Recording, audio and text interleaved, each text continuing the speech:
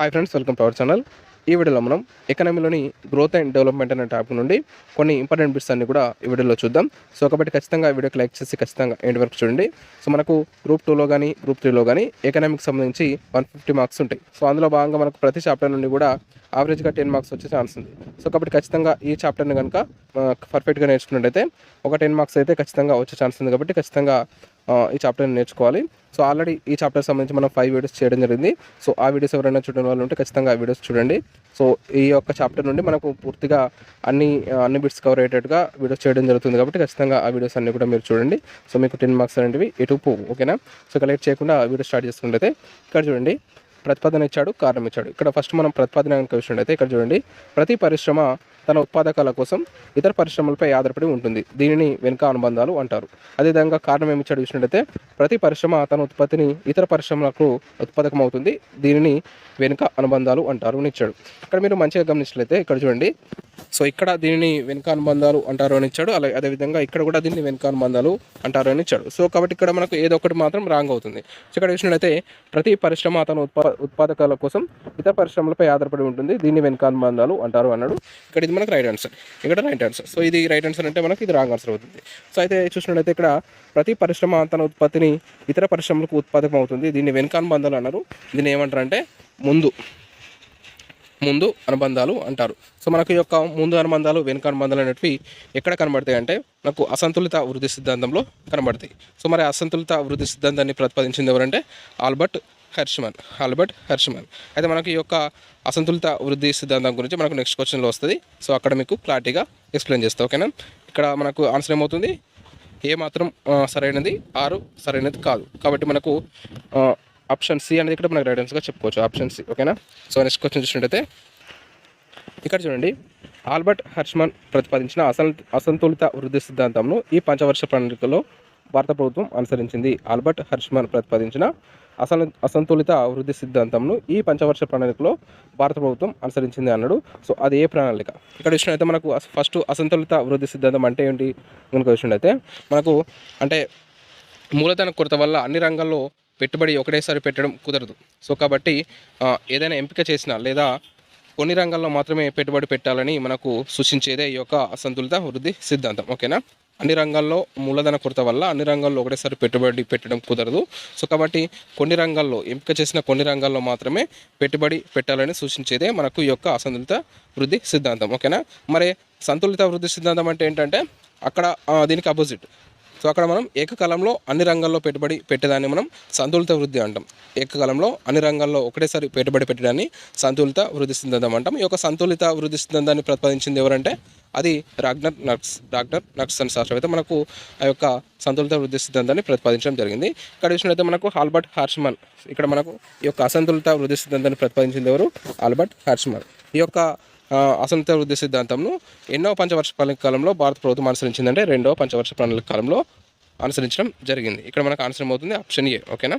So next question చూసినట్టయితే ఇక్కడ చూడండి, హెర్ష్మన్ ప్రకారం క్రింది వాటిలో సాంఘిక వ్యవస్థాపరమైన మూలధనం కిందకు వచ్చే అంశాలను గుర్తించండి.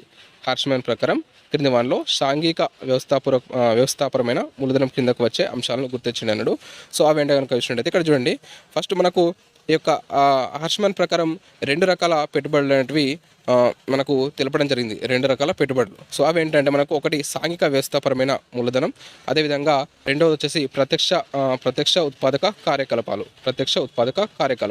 ఇవి 2 పెట్టుబడులను ఈ యొక్క హెర్ష్మన్ ప్రకారం మనకు సూచించడం జరిగింది. సో అందులో మనకి ఈ యొక్క సాంఘిక వ్యవస్థాపరమైన మూలధనం కిందకు వచ్చే అంశాలను చూసినట్టయితే ఇక్కడ చూడండి, మనకు ఫస్ట్ సాంఘిక వ్యవస్థాపరమైన మూలధనం అంటే ఏంటంటే సో ఇక్కడ మనకు చూసినట్టయితే ప్రాథమిక, ద్వితీయ, తృతీయ రంగాలకు పనికి వచ్చే ఉత్పాదకాలను ఉత్పత్తి చేయడాన్ని మనకి యొక్క సాంఘిక వ్యవస్థాపరమైన మూలధనం అంటాం. ఇక్కడ మనకు సాంఘిక వ్యవస్థాపరమైన మూలధనం కిందకు వచ్చే ఈ యొక్క సౌకర్యాలు, ఈ యొక్క మూలధనం కిందకు వచ్చే అంశాలు ఏంటి అంటే ఇక్కడ చూసినట్టయితే మనకు రవాణా సౌకర్యాలు అనేటివి వస్తాయి, అదేవిధంగా విద్యుత్ శక్తి వస్తుంది, శాంతి భద్రతలు వస్తాయి, ప్రజారోగ్యం వస్తుంది, విద్యాబోధన వస్తుంది, ప్రసార సాధనాలు వస్తుంది, అదేవిధంగా నీటిపారుదల వస్తుంది. ఇక్కడ చూసినట్టయితే 2, 3, 4, 5, 6, 7, 8 అనేది వస్తాయి. ఇక్కడ యంత్రాల పరిశ్రమలు అనేవి రావు, ఇనుముకు పరిశ్రమలు అనేవి రావు. ఇవి వేటి కింద వస్తాయి అంటే మనకు ప్రత్యక్ష ఉత్పాదక కార్యకలాపాల కిందకి వస్తాయి. ఓకేనా? ఇక్కడ మనకు ఆన్సర్ ఏమవుతుంది, 2, 3, 4, 5, 6, 7, 8. సో మనకు ఆప్షన్ బి అనేది ఇక్కడ రైట్ ఆన్సర్ చెప్పుకోవచ్చు, ఆప్షన్ బి. ఓకే?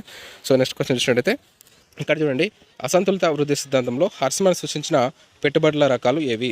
సో ఇంతకుముందుకే చెప్పిన మీకు అసంతులిత వృద్ధి సిద్ధాంతంలో హర్స్మన్ పెట్టుబడులను 2 రకాలుగా చెప్పడం జరిగింది. సో 2 రకాలుగా సూచించడం జరిగింది. అవి ఏంటి అంటే, ఒకటి సాంఘిక వ్యవస్థాపరమైన మూలధనం, ఒకటి అదేవిధంగా ప్రత్యక్ష ఉత్పాదక కార్యకలాపాలు.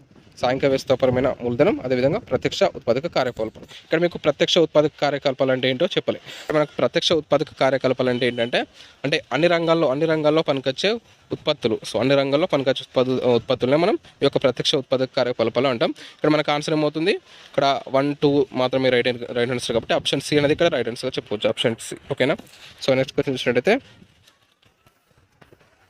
ఇక్కడ చూడండి, spread effects and backwash ఎఫెక్ట్స్కి సంబంధించి సరైన అంశాలను గుర్తించండి. Spread effects and backwash effects సంబంధించి సరైన అంశాలను గుర్తించమంటున్నాడు.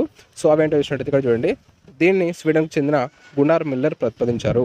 ఈ యొక్క స్ప్రెడ్ ఎఫెక్ట్స్ మరియు బ్యాంక్ వాష్ ఎఫెక్ట్ను మనకు స్వీడన్కి చెందిన గున్నార్ మిల్లర్ ప్రతిపాదించడం జరిగింది. మనకి ఇది రైట్ ఆన్సరే. ఓకేనా?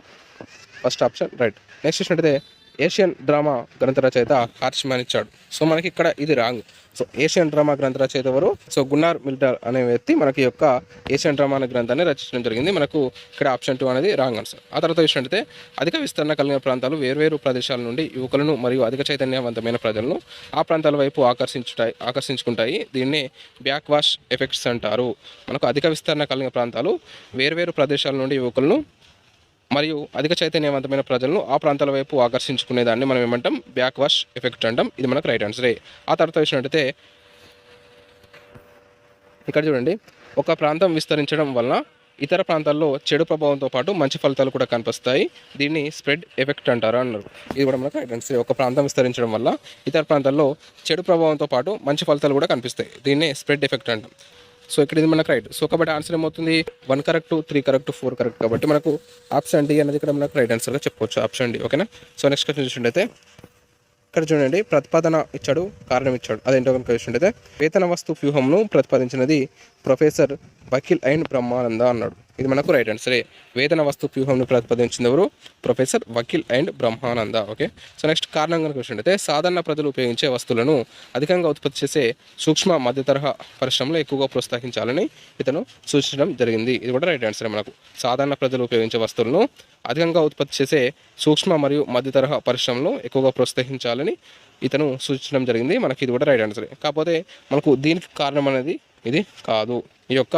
దీనికి కారణం అనేది ఇది కాదు కాబట్టి మనకు ఏమవుతుంది ఆన్సరు? ఏఆర్లు సరైనవి, ఏఆర్కు సరైనవి వివరణ కాదు. ఏఆర్లు సరైనవి, ఏఆర్ సరైన వివరణ కాదు. ఓకే. సో నెక్స్ట్ క్వశ్చన్ చూసినట్టయితే చూడండి, వేతన వస్తు వ్యూహంను భారత ప్రభుత్వం ఈ పంచవర్ష ప్రణాళిక కాలంలో అమలు చేసింది.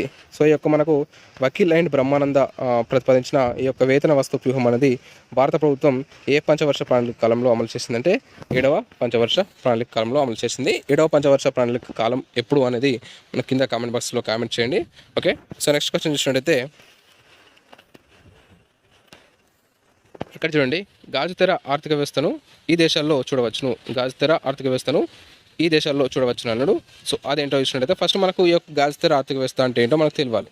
గాజుతెర ఆర్థిక వ్యవస్థ అంటే ఏంటంటే మనకు ఒక దేశంలో ఎక్కువ మందికి ఉపయోగపడే వస్తువులను కాకుండా ఓన్లీ కొంతమంది రిచ్ పీపుల్స్కి మాత్రం ఉపయోగపడే విలాసవంతమైన వస్తువులను మాత్రమే తయారు చేయడం వల్ల వాటిని కొంతమంది మాత్రమే కొనే ఛాన్స్ ఉంటుంది. ఇంకొంతమంది ఏం చేస్తారు? సో వాటిని దూరం నుంచి చూసే ఆనందపడతారు. సో అటువంటి పద్ధతిని మనం గాజుతెర ఆర్థిక వ్యవస్థ అంటాం. ఓకేనా? అర్థమైంది అనుకుంటా. సో ఏంటంటే ఒక దేశంలోని తయారు చేసే వస్తువులు అనేటివి అందరికీ పనికొచ్చే వస్తువులు కాకుండా కొంతమంది మాత్రమే కొనుగోలు చేసే వస్తువులు ఏవైతే ఉంటాయో విలాసవంతమైన వస్తువులు, సో వాటిని మాత్రమే తయారు చేయడం వల్ల సో మిగతా వారు గాజుతెర ద్వారా మాత్రమే చూడగలిగే ఆ స్థితిని మనం గాజుతెర ఆర్థిక వ్యవస్థ అంటాం. ఓకేనా? ఇక్కడ మనకు ఈ యొక్క గాజుతెర ఆర్థిక వ్యవస్థ అనేది ఎక్కువగా ఏ దేశాల్లో కనబడుతుంది? సో అభివృద్ధి చెందిన దేశాల కాదు. సో నెక్స్ట్ వెనుకబడిన దేశాల్లో ఇది ఉంటుంది. అదేవిధంగా అభివృద్ధి చెందుతున్న దేశాలు ఇక్కడ కూడా మనకు కనబడుతుంది. పారిశ్రామికంగా అభివృద్ధి చెందిన దేశాలు, ఇది రాంగ్ ఆన్సర్. సో మనకి ఇక్కడ ఏమవుతుంది ఆన్సరు? వెనుకబడిన దేశాలు మరియు అభివృద్ధి చెందుతున్న దేశాలుగా చెప్పుకోవచ్చు. సో ఆన్సర్ ఏమవుతుంది? ఆప్షన్ 2 మరియు ఆప్షన్ 3. ఆప్షన్ ఏ అనేది ఇక్కడ మనకు రైట్ ఆన్సర్గా చెప్పుకోవచ్చు, ఆప్షన్ ఏ. ఓకేనా? ఇక్కడ చూసినట్టయితే మనకు ఇది ఈరోజు సంబంధించిన కొన్ని ఇంపార్టెంట్ బిట్స్. సో నెక్స్ట్ వీడియోలో మరిన్ని బిట్స్తో ఖచ్చితంగా ఈ వీడియో చేసుకుందాం. సో ఈ వీడియోని కమెంట్ ఖచ్చితంగా లైక్ చేయండి, షేర్ చేయండి, అలాగే సబ్స్క్రైబ్ చేయండి. Thanks for watching. Thank you.